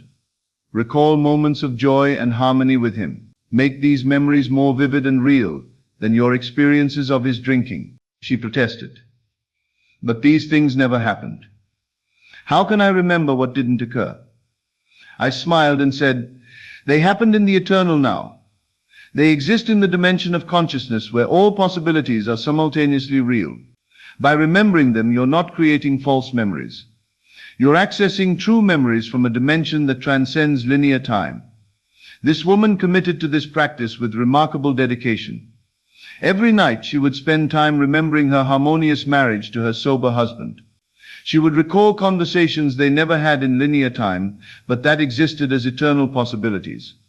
She would feel the love, peace, and joy of this perfect marriage until it became more real to her than her daily experiences of conflict and disappointment. Her husband noticed something different about her. Almost immediately, she stopped reacting to his drinking with anger and frustration. Instead, she related to him as though he were already the man she knew him to be in the eternal dimension. She spoke to the sober version of him, even when he was intoxicated. She treated him with the love and respect she felt for his highest possibility. Within 3 months, something remarkable began to happen. Her husband started drinking less without any external pressure or intervention. Within 6 months, he had stopped drinking entirely and began expressing a love and devotion she had never experienced from him before, except in her timeless memories of their perfect marriage. Had she changed the past? Had she created the future? No. She had accessed a version of reality that already existed in the eternal now, and claimed it as her experience by living from it rather than waiting for it. This is the secret of transcending time. You don't move through time to reach your desires. You move your attention through dimensions of consciousness where your desires already exist as accomplished facts. Think about this deeply. Every moment of your life, every joy and every sorrow, every success and every failure exists eternally in the infinite consciousness that you are. The moment of your birth exists right now. The moment of your greatest triumph exists right now. The moment when all your dreams are fulfilled exists right now. Linear time is simply your point of attention moving through these eternal moments, like a flashlight beam moving across a vast landscape that exists completely independent of where the light happens to be pointing. But here's the revolutionary truth. You can direct that beam of attention. You can choose which moments to illuminate with your awareness. You can skip over the difficult passages and focus on the triumphant ones. You can even go backward and revise moments that seem to be fixed in the past. Let me tell you about a man who understood this principle so deeply that he literally changed his personal history. He came to me as an elderly gentleman, filled with regret about his relationship with his deceased father. They had been estranged for the last 20 years of his father's life, and the old man died without them ever reconciling. Neville, he said, I carry such guilt and sorrow about this. I said terrible things to my father in anger. We never spoke again before he died. I would give anything to have handled that situation differently. But it's too late now. The past cannot be changed. I said to him, my friend, the past exists right now as vividly as the present. In the eternal dimension of consciousness, your father is still alive. Your relationship with him is still fluid, and reconciliation is still possible. Not as a future event, but as a present reality that you can access by shifting your attention. He looked at me skeptically, but I continued. Tonight I want you to go back to that moment of conflict with your father, but this time experience it differently. Instead of saying the hurtful things you actually said, speak to him with love and understanding. Feel his embrace, hear his forgiveness, experience the reconciliation you wished had happened. But that's not what really occurred, he protested. It's not what occurred in one dimension of time, I replied. But in the eternal now, all possibilities exist simultaneously. By experiencing the reconciliation, you're not changing the past. You're accessing a version of the past that already exists in the timeless realm of consciousness. This gentleman, desperate for peace, committed to this practice. Every night, He would revisit that fateful conversation with his father. But each time he would experience it as it should have been, filled with love, understanding, and mutual forgiveness. He made these revised memories so vivid and real that they began to feel more true than his original memories of conflict. Something extraordinary began to happen. The guilt and regret that had plagued him for decades began to dissolve. He started remembering other moments with his father differently too. Moments that had seemed negative in his memory began to reveal hidden layers of his father's love and care. It was as though his entire relationship with his father was being rewritten from a perspective of love rather than hurt. But the most remarkable thing occurred 6 months later. While going through some old family documents, he discovered letters his father had written but never sent. Letters expressing deep regret about their estrangement and profound love for his son. In these letters, his father had essentially said everything that the son had imagined him saying in their revised conversations. Had these letters existed all along in linear time? Yes. But until the son shifted his consciousness about their relationship, he was unable to discover them. By revising the past in consciousness, he had gained access to evidence of love that had always existed, but had been invisible to him from his former state of consciousness. This is how consciousness transcends time. It doesn't change what happened. It reveals what was always true from a higher perspective. It doesn't alter facts. It shifts your dimensional position so you can see more complete facts. Now you might be wondering, if all time exists simultaneously, why do we experience it sequentially? Why don't we perceive all moments at once? The answer is both simple and profound. Consciousness experiences itself sequentially in order to experience itself at all. If you were aware of all moments simultaneously, you would be aware of nothing specifically. It's like trying to listen to all music at once. You would hear only noise. By focusing on one moment at a time, consciousness can savor each experience, learn from each situation, and grow through each challenge. But the sequential experience of time is a choice, not a limitation. You can learn to shift your attention through time more deliberately, more consciously. You can spend more time experiencing moments of joy and fulfillment, and less time dwelling in moments of lack and limitation. This is what I call time selection. Just as you might select which radio station to listen to, you can select which moments of your eternal existence to experience most vividly. I knew a woman who had been struggling financially for years. Every day she experienced the stress of not having enough money, the anxiety of unpaid bills, the limitation of financial lack.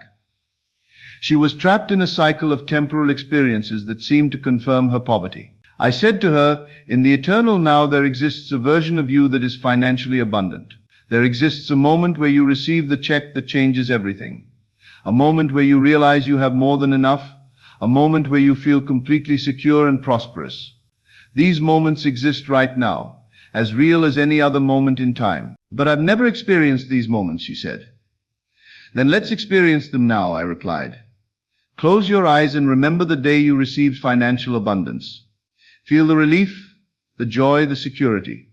Make it so real that your body responds as though it's actually happening right now. At first she struggled with this exercise because her mind kept insisting that these moments had never occurred.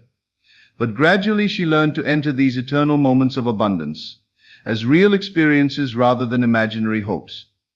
Something remarkable began to happen. As she spent more of her conscious attention in moments of financial fulfillment, these moments began to appear more frequently in her linear experience of time. Unexpected checks arrived. New opportunities emerged. And within a year she had achieved the financial security she had been experiencing in her timeless meditations. This is the practical application of understanding time as illusion. You don't wait for good things to happen to you through time. You access the eternal moments where these good things already exist and spend your conscious attention there until linear time conforms to your eternal experience. Now I want to be very clear about something important. Understanding time as illusion is not about escaping from your responsibilities in linear time. You still need to pay your bills, keep your appointments, and honor your commitments in the sequential world. But you can do all of this from an awareness of your eternal nature rather than from the anxiety of temporal limitation. When you know that all time exists simultaneously, you stop rushing anxiously toward the future and stop being imprisoned by the past. You begin to live from a center of eternal presence that transcends both memory and anticipation. This doesn't mean you become passive or irresponsible. Instead, you become more effective, because you're operating from the dimension where solutions already exist, rather than from the dimension where problems seem insurmountable. Think about this. Every problem you've ever faced was solved the moment it appeared, somewhere in the infinite dimensions of consciousness. Every question you've ever asked was answered simultaneously with the asking.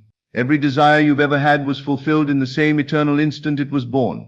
Your experience of time, delay between problem and solution, between question and answer, between desire and fulfillment, is simply the sequential unfolding of what already exists complete in the eternal now. When you understand this, you stop struggling against time and start collaborating with eternity. You stop trying to force outcomes and start recognizing what already is. You stop waiting for your good to come and start claiming your good that already exists. But how do you practically apply this understanding? How do you live from eternity while appearing to exist in time? First, you must develop what I call eternal thinking, instead of thinking from the perspective of linear time. I hope this will happen. I'm afraid this might occur. I wish the past had been different. You begin to think from the eternal now. This is already accomplished. This has always been true.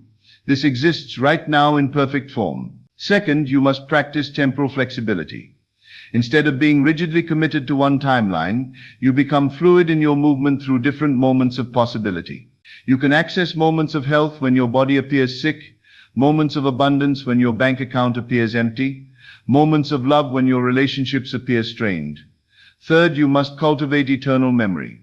You begin to remember not just what happened in linear time, but what exists in eternal time. You recall the moments of your fulfilled desires, the experiences of your perfect relationships, the reality of your ideal circumstances. Not as fantasies, but as memories of eternal truths. Let me share one final story that will illustrate all of these principles working together. A young man came to me who had been rejected by every medical school he applied to. His dream of becoming a doctor seemed impossible. His grades weren't perfect, his test scores were marginal, and he had no influential connections. The linear timeline seemed clear. Medical school was not in his future. But I taught him to think eternally rather than temporally. I said, in the eternal now, there exists a moment where you receive your acceptance letter, a moment where you take your oath as a doctor, a moment where you heal your first patient. These moments are as real right now as any moment you've ever experienced. He learned to live from these eternal moments of medical success. Every day he would spend time in the consciousness of him as a doctor, remembering his medical training, recalling his successful practice, experiencing the fulfillment of serving as a healer. But here's the crucial part. He didn't just daydream about being a doctor someday. He accessed the eternal reality, where he already was a doctor, and lived from that truth. He thought like a doctor, spoke like a doctor, carried himself like a doctor, not pretending to be something he wasn't, but expressing something he eternally was. So tonight I want you to examine your relationship with time. Are you living as a prisoner of linear sequence, believing that your good must come to you through the slow march of days and years? Or are you ready to claim your inheritance as a being of eternal consciousness with access to all moments simultaneously? Your desires exist right now. Your perfect health exists right now. Your ideal relationships exist right now. Your financial abundance exists right now. Your creative fulfillment exists right now. Not as future possibilities, but as present realities in the eternal dimension of consciousness that you are. Stop waiting for time to bring you what you want, and start accessing the eternal moments where you already have everything you desire. Stop being a victim of temporal sequence, and start being a master of eternal selection. Time is not your master. You are the master of time. You are not moving through time. You are consciousness itself, eternal and ever-present, temporarily focusing attention on sequential moments for the joy of experience and growth. Remember, the eternal now contains all possibilities. Which possibility will you choose to experience? Which moment will you select as your reality? Which version of your eternal story will you claim as true? The choice is always yours. And the choice is always now, not in linear now, but in eternal now, where all choices exist simultaneously and all outcomes are immediately accessible. You are timeless beings playing in the illusion of time.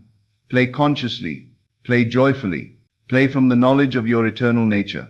Thank you and good evening. This is Best of Lectures. I'll see you in the next video. Welcome to this powerful collection of I Remember When affirmations based on Neville Goddard's transformative technique. This method works by having you mentally live from the end, imagining you've already achieved financial comfort and abundance, then looking back at your past struggles as distant memories.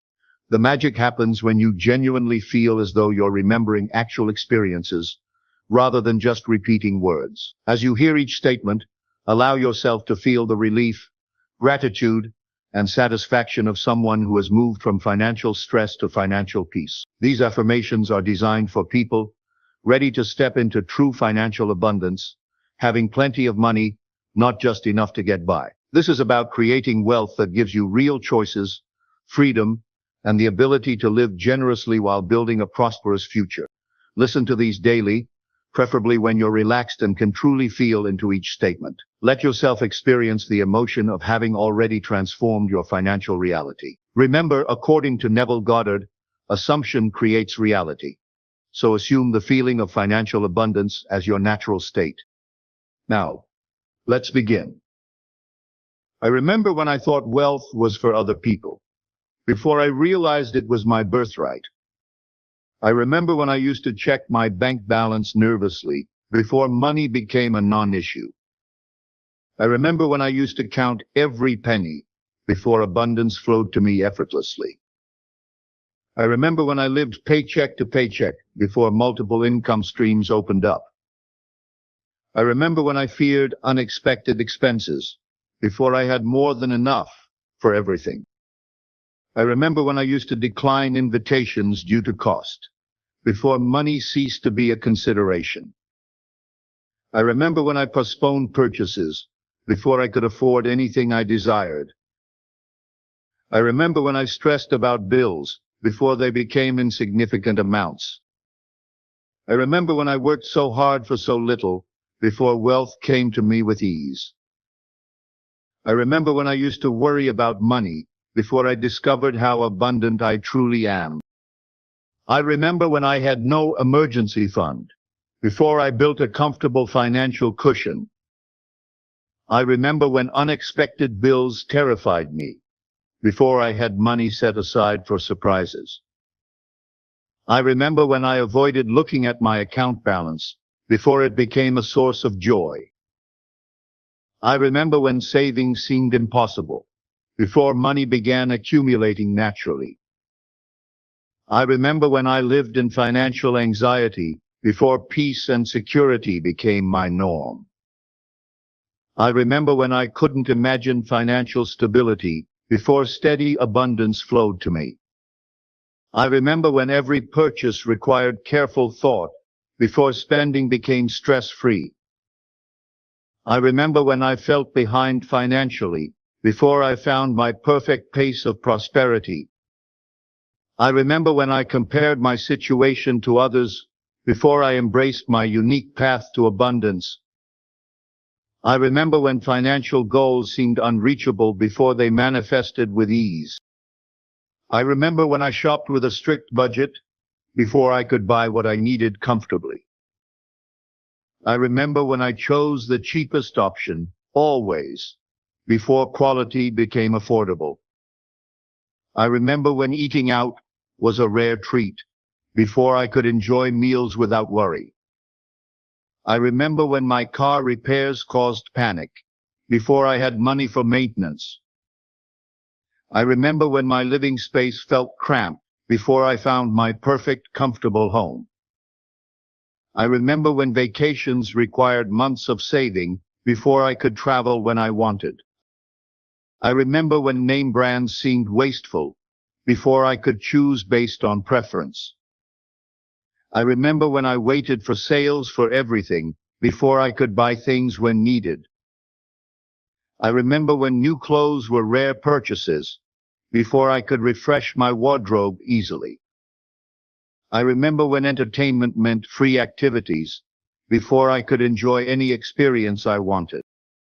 I remember when I couldn't help family financially, before I could support those I love.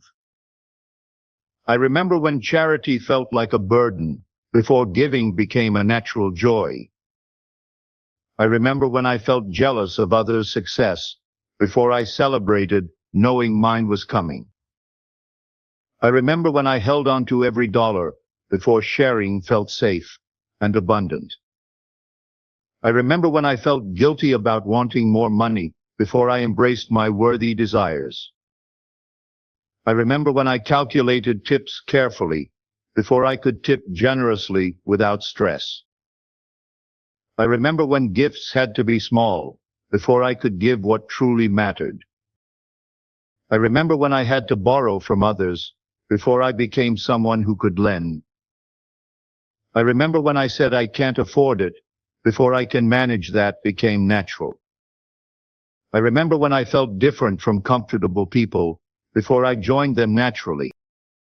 I remember when bills felt overwhelming before I could pay them without stress. I remember when my credit was a worry before my financial standing became solid. I remember when I needed to borrow money before I had enough for my needs. I remember when money decisions kept me awake before financial peace became natural. I remember when economic news scared me before I felt secure regardless of conditions. I remember when I tracked every expense before money flowed smoothly through my life. I remember when I delayed purchases, hoping for better prices, before I could buy when ready. I remember when I worked overtime just to stay afloat, before my regular income was sufficient. I remember when I wished for others' financial ease, before I created my own comfortable life. I remember when managing money felt complicated, before simplicity brought me abundance. I remember when my paycheck barely covered my needs, before money flowed more freely. I remember when I worked extra hours just to get by, before abundance came with less effort. I remember when raises seemed impossible, before my income grew consistently. I remember when I felt stuck in my job, before better opportunities opened up. I remember when I doubted my worth, before I received what I truly deserved. I remember when I accepted less than I wanted, before fair compensation became normal. I remember when work felt like a struggle, before it became a source of prosperity. I remember when I feared losing my job, before security and stability found me. I remember when side income seemed necessary, before my main income became sufficient. I remember when I felt underpaid, before abundance reflected my true value. I remember when I believed money was the root of evil, before I understood it amplifies good. I remember when I thought wanting money was selfish, before I realized it serves everyone. I remember when I felt unworthy of wealth, before I claimed my abundant inheritance. I remember when I feared money would change me, before I discovered it revealed my true self. I remember when I thought money was scarce, before I saw infinite abundance everywhere. I remember when I competed for resources, before I understood there's enough for all. I remember when I criticized the wealthy, before I became one of them gracefully.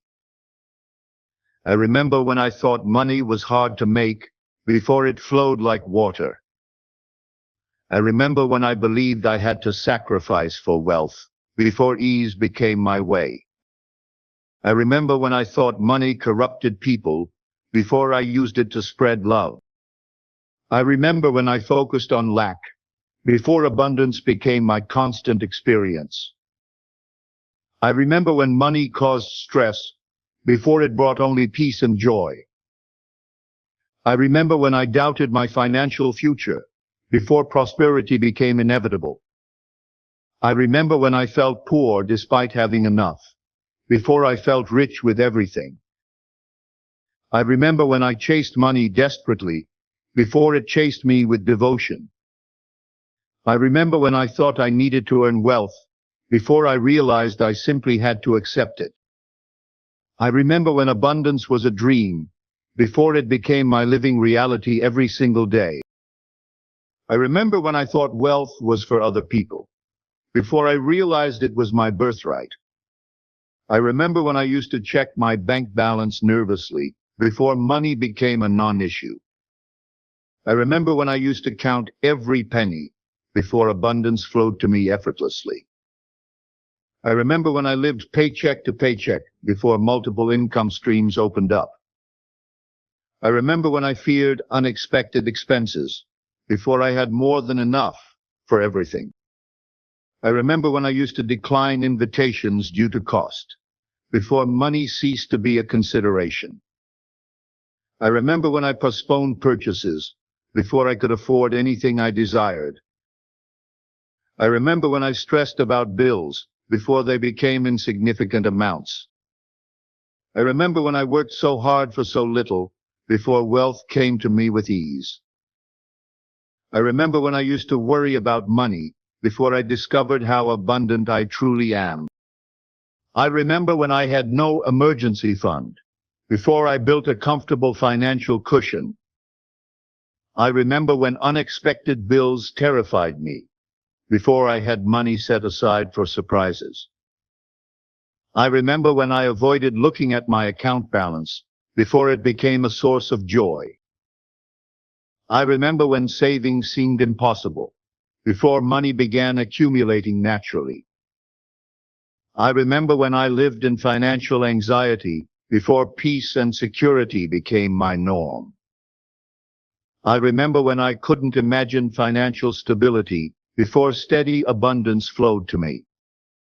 I remember when every purchase required careful thought, before spending became stress-free. I remember when I felt behind financially, before I found my perfect pace of prosperity. I remember when I compared my situation to others, before I embraced my unique path to abundance. I remember when financial goals seemed unreachable, before they manifested with ease. I remember when I shopped with a strict budget, before I could buy what I needed comfortably.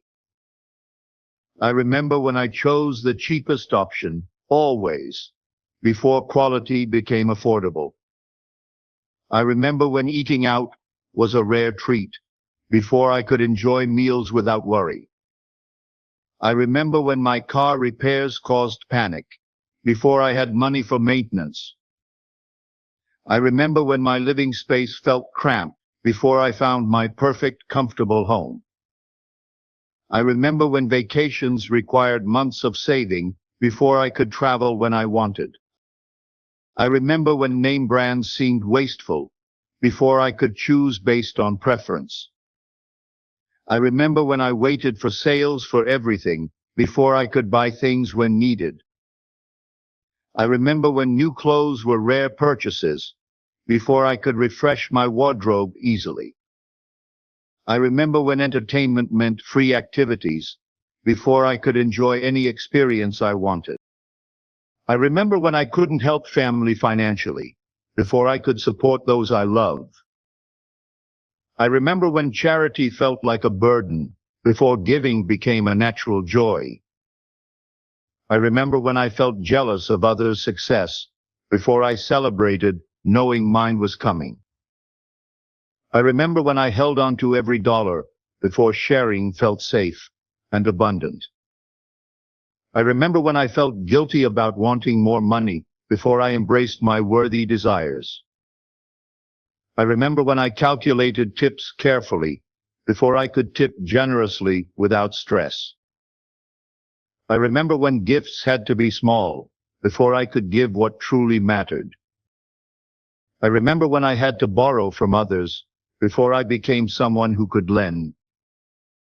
I remember when I said I can't afford it, before I can manage that became natural. I remember when I felt different from comfortable people, before I joined them naturally. I remember when bills felt overwhelming, before I could pay them without stress. I remember when my credit was a worry, before my financial standing became solid. I remember when I needed to borrow money, before I had enough for my needs. I remember when money decisions kept me awake, before financial peace became natural. I remember when economic news scared me, before I felt secure regardless of conditions.